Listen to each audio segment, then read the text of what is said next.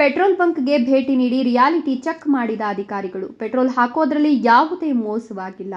ನ್ಯೂಸ್5ಗೆ ಸ್ವಾಗತ. ಚಿಂತಾಮಣಿ ನಗರದ ಬೆಂಗಳೂರು ವೃತ್ತದ ಸಮೀಪವಿರುವ ಇಂಡಿಯನ್ ಆಯಿಲ್ ಪೆಟ್ರೋಲ್ ಬಂಕ್ನಲ್ಲಿ ಪೆಟ್ರೋಲ್ ಹಾಕೋದ್ರಲ್ಲಿ ಸಿಬ್ಬಂದಿ ಮೋಸ ಮಾಡಿದ್ದಾರೆ ಅಂತ ಕೆಲ ವಾಹನ ಸವಾರರು ಆರೋಪ ಮಾಡಿದ್ರು.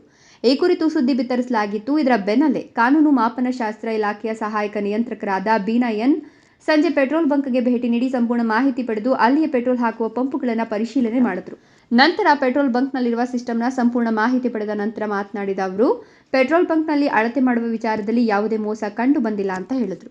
ವಿಮಲಾ ದೀಪಕ್, ನ್ಯೂಸ್5 ಚಿಂತಾಮಣಿ. ನಿರಂತರ ಸುದ್ದಿ ಸಮಾಚಾರಗಳಿಗಾಗಿ ನೋಡ್ತಾ ಇರಿ, ಇದು ನಿಮ್ಮ ನ್ಯೂಸ್5.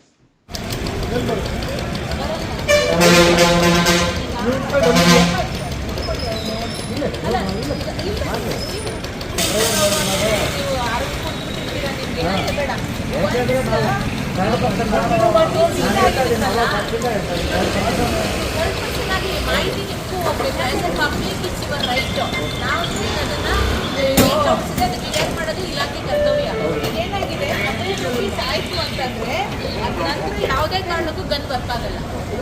ಆಮೇಲೆ ನೆಕ್ಸ್ಟ್ ನಿಮಗೆ ಕಂಟಿನ್ಯೂ ಮಾಡ್ಬೇಕಂದ್ರೆ